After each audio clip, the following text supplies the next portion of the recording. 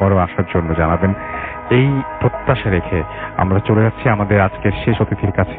আপনার নামটা প্লিজ একটু শেয়ার করবেন, তারপর আপনার ঘটনায় যাব আমরা। আসসালামু আলাইকুম রাসেল ভাই। ওয়ালাইকুম আসসালাম। লিসেনার সকলকে নতুন বছরের শুভেচ্ছা। হ্যাঁ, আপনার নামটা একটু বললেন। এবার আপনি? আমি শেখ শামী হোসেন। কোথা থেকে এসেছেন ভাই? সাতক্ষীরা জেলা, কালীগঞ্জ থানা। বাবা, অনেক দূর থেকে এসেছেন। ওকে, তো আমরা আপনার ঘটনায় যাই। আসলে রাসেল ভাই, আমার থানাটা হচ্ছে পুরো বর্ডার এলাকা। জি। সাতক্ষীরা জেলা এবং সুন্দরবনের গায়ে, এটা তো জানেনই, এবং অনেক গাছপালা, অনেক বনাঞ্চল। জি। এবং বর্ডারটা আপনার সাতক্ষীরার যে ইন্ডিয়ান নদীটা, এই নদী থেকে একটা শাখা নদী চলে আসছে আমাদের গ্রামের ভিতর দিয়ে। জি। এবং আমাদের থানাটা পুরাটাই নদীর মাঝে, চতুর্দিক দিয়ে নদী।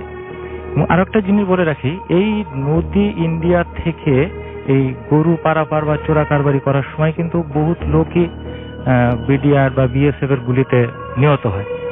এবং এদের দ্বারা এদের যে লাশগুলো, এগুলো কিন্তু ভেসে আসে আমাদের এদিকে। এবং এগুলো যে এত বিভৎস থাকে, এগুলো আপনি না দেখলেই বুঝতে পারবেন না। যারা প্রথম দেখবে তারা কিন্তু প্রথম দেখাতেই মানে অজ্ঞান হয়ে যাওয়ার মতো অবস্থা। যেহেতু আমরা ছোট কাল থেকে এগুলো দেখে অভ্যস্ত, সেহেতু আমার অতটা ভয় লাগতো না বড় হওয়ার পরে। আমি আমার ঘটনায় আসি। ঘটনাটা আপনার 96 কি 97, আমি তো 6 কি 7 পড়ি। পৌষ মাঘ মাসের কোন এক সময়, ঘুটঘুটা অন্ধকার এবং ঘন কুয়াশা, গভীর ঘুমের ভিতরে আছি। হঠাৎ দূর থেকে মুয়াজ্জিন সাহেবের আজানের আওয়াজ আমার কানে চলে আসলো। এবং বলে রাখি রাসেল ভাই, আমি নামাজের প্রতি একটু বেশি আকৃষ্ট ছিলাম ছোটকাল থেকেই। এবং চেষ্টা করতাম ফজর বলেন, তাহাজ্জুদ বলেন, ইশরাক বলেন, সব নামাজই নিয়মিত পড়তে। সেই হিসেবে হঠাৎ যখন মুয়াজ্জিন সাহেবের আজানটা আমার কানে আসলো, আমি মানে কোনো দিশা না পেয়ে লাফ দিয়ে উঠে পড়লাম। জি। উঠেই কোনো দিকেই দেখি চতুর্দিকে আপনার ঘন কুয়াশা। আমি তাড়াহুড়া করে ওজুর জন্য বের হয়ে যাই। গিয়ে টিউবওয়েল চাপ দিতেই দেখি পানি নাই। পানি নাই বলতে আপনি পানিটা স্তর সীমানার নিচে চলে যায় এবং আরো বাইরে থেকে একটু পানি এনে দেন টিউবওয়েলে দিলে আবার একটু চাপাচাপি করলে পানি উঠতে থাকে। তখন হঠাৎ করে চিন্তা করলাম, যেহেতু আজান হয়ে গেছে, তাহলে এখন অজু করতে গেলে আমার সময় নাই, তাহলে আমি নামাজ ধরতে পারবো না। তা আমি তাড়াহুড়া করে আমার আব্বার যে শালটা ছিল, সে শালটা নিয়েই আমি বের হয়ে যাই নামাজের উদ্দেশ্যে। এবং বলে রাখি রাসেল ভাই, যাওয়ার সময় আমি আমাদের এলাকার যে মুরব্বী থাকে, যারা আশপাশে শুয়ে থাকে, তাদেরকে আমি ডাকতে ডাকতে যাই।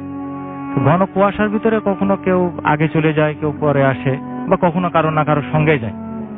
ওই দিন ঘটনা যেটা হলো যে আমি ফার্স্ট যাকে ডাক দিতাম, সে গত 2 দিন আগেই তিনি মারা যায়। এবং তার ওই বেডটা দেখেই আমার মানে লোমগুলো খাড়া হয়ে যায়। তার ফাঁকা খাট ওইভাবে পড়ে আছে, তিনি নাই, এবং তাকে আমি প্রত্যেকদিন আগেই ডাকতাম। দেন ওটা দেখে আমার মনের ভিতরে একটা মানে ভয়ঙ্কর ভীতি কাজ করে। দেন আমি তারপরেও আল্লাহর নাম করে আস্তে আস্তে আগাইতে থাকি। এবং আমাদের এরিয়াটা ছিল নদীর ধারেই, তো বাসাটা নদীর থেকে মসজিদটা প্রায় 1 কিলোমিটার দূরে। ওখানে কোনো লোকজনের তেমন কোনো বসতি নাই। এখনো অনেক বাসা হয়ে যাওয়া, কিন্তু তখন কিছুই ছিল না। এবং আপনার তখন তো মোবাইলের যুগ না, এবং ইলেকট্রিসিটি তো ছিলই না বললে চলে। মানে খুবই খারাপ অবস্থা। তখন আমরা হয়তো দিনে 1-2 ঘন্টা হয়তো পাইতাম, রাতে তো থাকতোই না, শীতকাল বলে কথা, তখন তো আসার প্রশ্নই আসে না। আমি খুব ভয়ঙ্কর একটা পরিবেশের ভিতর দিয়ে যাচ্ছি, এবং রাতটাও যেন মানে কেমন একটা ঘুটঘুটে পরিবেশ। বুঝতে পারতেছি না যে অন্য দিনের রাত আর আজকের রাতটা কেন এত তফাৎ। তারপরেও শাল মুড়ি দিয়ে ঘন কুয়াশার ভিতর দিয়ে যাচ্ছি, এবং 2 সাইড দিয়ে ঘন জঙ্গল, বাবলা এবং কেওড়া গাছ। কেওড়া গাছটা চিনবেন কিনা জানি না, হরিণের যে গাছটা খায়, সেটার আমরা কেওড়া গাছ বলি। আমরা সুন্দরবনে ওই নদীর সাইড দিয়ে ওই গাছগুলো থেকে কুয়াশার পানিগুলো টপ টপ করে শব্দ করে টিনের যে বাড়িগুলো আছে ওইগুলোতে পড়তেছে। এবং আশপাশ দিয়ে একটা হালকা বাতাস।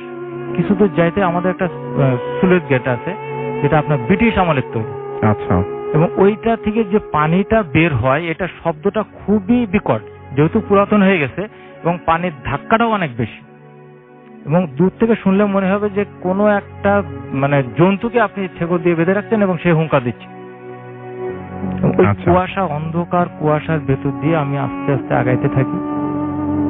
কিছু দূর যাইতে পারি না, হুট করে এমন একটা শব্দ হয়ে আমার পিছ দিয়ে 2 জন অবয়ব, যেটা মানে মানুষও বলতে পারবো না।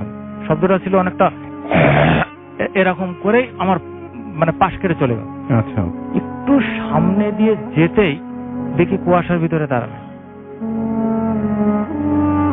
আচ্ছা 10 থেকে 15 সেকেন্ড ওয়েট করতেই হুট করে দেখি পিছ থেকে আবার সেই দুইজন, হুম এবং সাউন্ডটাও সেম এরকম।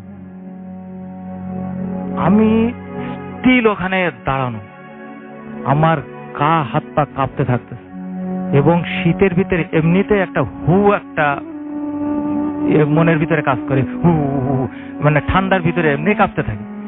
এর ওপর পিছ দিয়ে দুইজন যখন ওই সাউন্ডটা করতে গিয়ে সামনে গিয়ে নাই, যখন মানে আমি আর নাই ওইখানে, আমি আল্লাহকে ডাকতেছি এবং আমি চিন্তা করতেছি যে আমি সামনে যাব কি পিছে দৌড় দেবো, কি করব, কোনো কিছুই ভেবে উঠতে হচ্ছে। এই মুহূর্তের ভিতরে দেখলাম যে ওই যে দুইজনের অবয়ব, ওইটা আমার দুই পা দিয়ে ঘুরতে শুরু করলো, রাউন্ড দিতেছে, এবং যে কুয়াশা ঠিক আমার একটা রাউন্ড, যে মানে একটা রাউন্ড ঘুরে আপনার কোনো কুয়াশা নেই, বাইরে কিন্তু কুয়াশা, কিন্তু আমি যেখানে দাঁড়িয়ে আছি ওইখান থেকে একটু নির্দিষ্ট দূরত্ব পর্যন্ত কোনোই কুয়াশা নাই। এবং আমি যতটুকু ফিল করতেছি যে ওই যে ওই দুইজন কুয়াশার মধ্যে একটা মানবিক চেহারা নিয়ে আমার সামনে আসতেছে, বড় হা করতেছে, আবার চলে যাচ্ছে। আচ্ছা এই করতে করতে আমি কিছু দূর আগাই, এবং আমার মনের ভিতরে কাজ করে যে আজান তো হয়ে গেছে, যেহেতু আজান হয়ে গেছে সেহেতু তো কোনো ভয় নাই, অল্প সময়ের ভিতরে সকাল হয়ে যাবে। আর আজান হইলে আমি শুনছি যে এইগুলো থাকে না। জি আমি দোয়া পড়তে আসি, একটু সামনে যেতেই যে আমাদের যে স্লুইস গেটটা, আমি ভাবছি যে ওইটা পার হইলেই তো আমাদের মসজিদের কাছাকাছি চলে আসবো, তাহলে তার ভয় নেই। একটু যেতেই দেখি ভাই স্লুইস গেট নাই, পুরাই অন্ধকার, কিছুই দেখা যাইতেছে না, এবং ওই পুরা এরিয়াটাই ধীরে ঘুরতেছে। এবং আপনি বলে বিশ্বাস করবেন না, আমার মনে হচ্ছে যে আমি ওদেরই ওই ঘূর্ণন বৃত্তর ভিতরে মানে নিজেকে হারাই ফেলতেছি। একবার নিজেই ঘলে পড়ে যায়, একবার চোখ বন্ধ হয়ে যায়, আবার মনে হয় বসে পড়ি, আবার মনে হয় উঠে দৌড়ায়, আমি নিজেই বুঝতে পারতেছি না কি করব। জি একটু সামনে গিয়েই যখন দেখলাম যে ওরা দুইজন ওইখানেই দাঁড়ানো, তখন রাসেল ভাই আমি ভয়ে কেঁদে ফেলছি, কিন্তু আমার কান্নার শব্দ আমি নিজেই শুনতে পাচ্ছি না। চিৎকার মারতেছি যে আমার নিজের খুবই অসহায় লাগতেছে, এত অসহায় যে আমি না আমার আম্মাকে ফিল করতে পারতেছি, না আব্বাকে ফিল করতেছি, মনে হচ্ছে যে না আমি একা, খুবই একা, দুনিয়াতে আমার আর কেউ নাই। হঠাৎ পিছ থেকে ক্রিং করে একটা শব্দ, এই শব্দে আমি আরো আতঙ্কগ্রস্ত হয়ে আরো জোরে কেঁদে উঠি। কাছে এই শব্দটা এসে বলে, বাবু তুমি এখানে কি করো, চলো দেরি হয়ে যাচ্ছে। মুখের দিকে তাকাইতে দেখি ইমাম সাহেব, মুয়াজ্জিন সাহেব মসজিদে। আচ্ছা মুয়াজ্জিন সাহেব সাইকেল নিয়ে আমার পাশে দাঁড়ানো। মুয়াজ্জিন সাহেব আমাকে অনেক ভালোবাসতো, এবং আমি যখনই ওনার আগে মসজিদে যেতাম তখন উনি এসে কি করতো, মসজিদের চাবিটা আমাকে দিয়ে দিত, দিয়ে বলতো যে বাবু মসজিদের আলোগুলো জ্বালাও বা মসজিদের জানলাগুলো খোলো, দরজাটা খোলো, এগুলো আমি করতাম। উনি আবার কি করতো, উনি ওই পিছে ওনাদের জন্য একটা ঘর করা ছিল, ওইখানে সাইকেলটা রেখে দেন ফ্রেশ হয়ে তারপরে আজান দিতে আসতো। এর আগে আমি আমার প্রাইমারি কাজগুলো সব কমপ্লিট করে রাখতাম। আমার খুব ভালোই লাগতো এগুলো করতে। আচ্ছা এবং চেষ্টা করতাম সবার আগে সবসময় মসজিদে যাওয়ার জন্য। জি ওনাকে দেখে আমার মনে হইলো যে মানে আমার আপন কেউ আমার কাছে চলে আসছে। আমি লাফ দিয়ে ওনার সাইকেলে উঠলাম, কিন্তু সাইকেলের ওঠা স্টাইলটাই ছিল আমার, কেউ যদি ভয়ে লাফ দিয়ে খাটে ওঠে না সেভাবে জড়সড় করে, হ্যাঁ আমি এক লাফে ওনার সাইকেলে উঠে পড়ছি, এবং আমার খেয়ালও নাই যে আমি ওনাকে জড়সড় হয়ে বসে পড়ছি। দেখ এক টান দিয়ে উনি চলে যাচ্ছে, পুরো পথ উনি কোনো কথাই আমার সাথে বললেন না। এবং আমি যখন ওই গেটটা পার হই তখন আমি পিছে ফিরে তাকায় দেখি যে ওই যে দুইটা চেহারার মতো দেখছিলাম, এত হিংস্র একটা সাউন্ড করে ওরা সুইচ গেট থেকে নিচে লাফ দিয়ে পড়লো।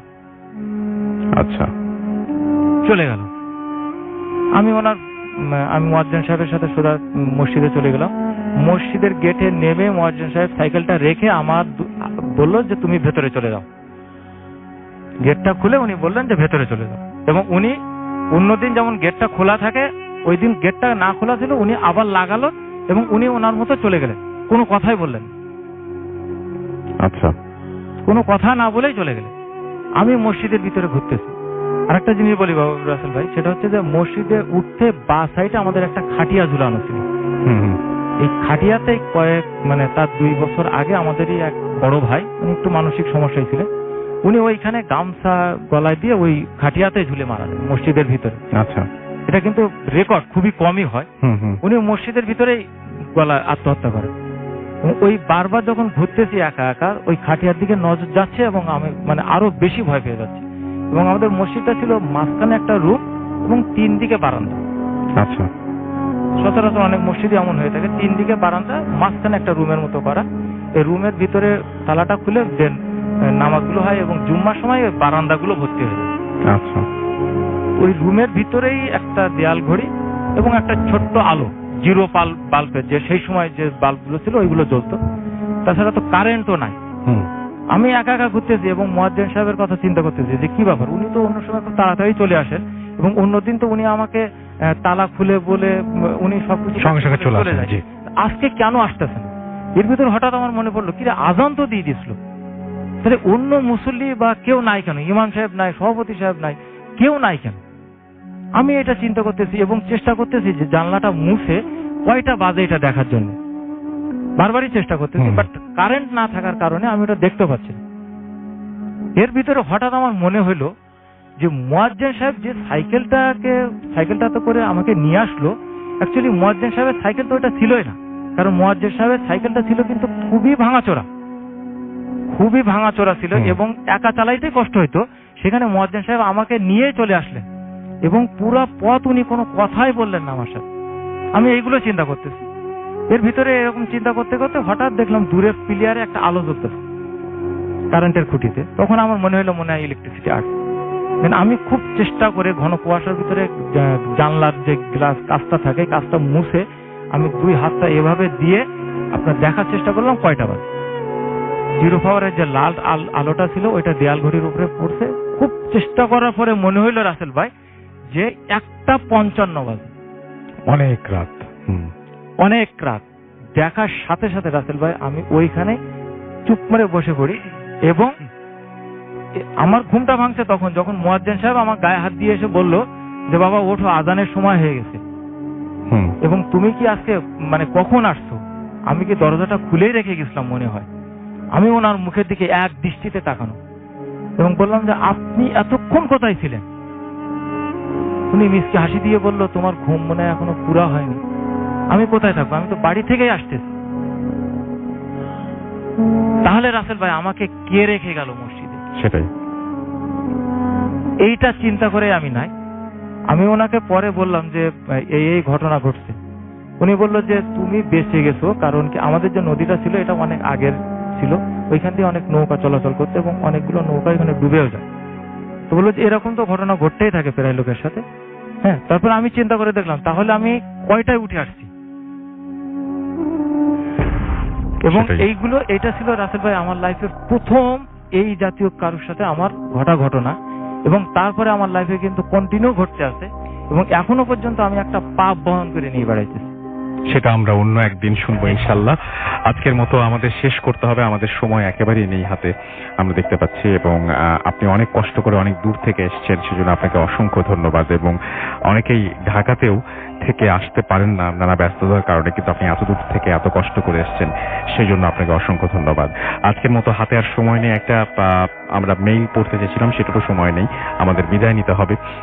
পুরোনো বছরের এই নতুন এই 2018-এর লাস্ট এপিসোডের লাস্ট ঘটনাটা ছিল খুব অন্যরকম, যে ঘটনাটি আসলে এই ভূত এফএমকে আরো অনেক বেশি আকর্ষণীয় করে তুললো আপনাদের কাছে, এবং সেই জন্য আপনাকে অনেক অনেক অনেক অনেক ধন্যবাদ।